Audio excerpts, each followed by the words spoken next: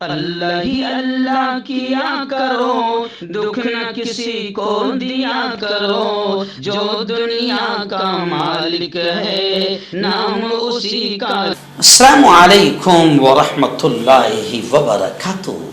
दोस्तों, आज की स्पेशल न्यूज में थोड़ी सी बात करते हैं कि बीजेपी की हवा खत्म हो चुकी है।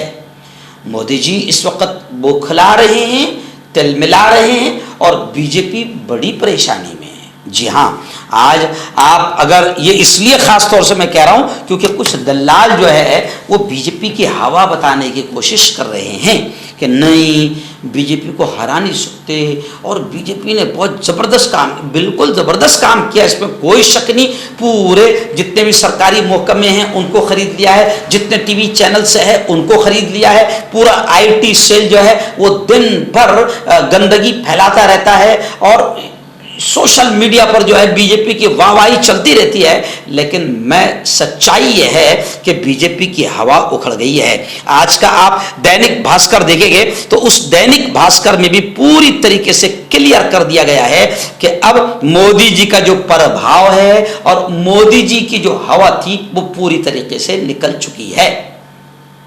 जी हाँ, अब बीजेपी क्या कर रही है, जो छोटी छोटी पार्टियां हैं, जी हाँ, जो खास तौर से हमारी मुसलमानों में भी कुछ पार्टियां हैं, ऐसे ही हमारे क्या कहते हैं दूसरे समाज के भाइयों में कुछ छोटी छोटी पार्टियां हैं। बीजेपी उनके जरिए से जगह जगह वोट कटवाने का काम कर रही है, वोट काटने का काम कर रही है। लेकिन सच्चाई यह है कि बीजेपी ने हालांकि अपोजिशन पार्टी का, कांग्रेस का बैंक अकाउंट भी सील कर दिया, पैसा भी छीन लिया और बीजेपी के पास में इतना पैसा आ गया इलेक्ट्रल बॉन्ड से कि बीजेपी किसी को भी खरीद सकती है।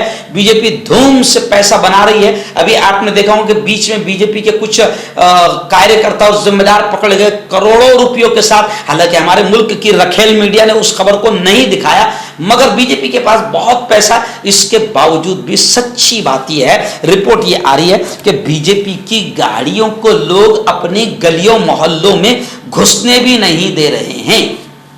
पंजाब में तो खैर बुरा हाल है, पंजाब में तो मार मार कर भगाया जा रहा है। लेकिन हमारे महाराष्ट्र की रिपोर्ट आई है कि महाराष्ट्र के अमरावती में आप जानते हैं कि एक औरत है जिसने मुसलमानों ने जब वो खड़ी थी पहले अपक्ष आजाद उम्मीदवार, मुसलमानों ने बड़ी ईमानदारी के साथ काम किया था और उसको जिता कर लाया। मगर फिर उस औरत ने जो जहर उगली वो किसी जहरीले सांप और जहरीले नागिन से भी ज्यादा मुसलमानों के खिलाफ जहर उगली और अब पूरा विदर्भा और अमरावती उसके खिलाफ हो गया।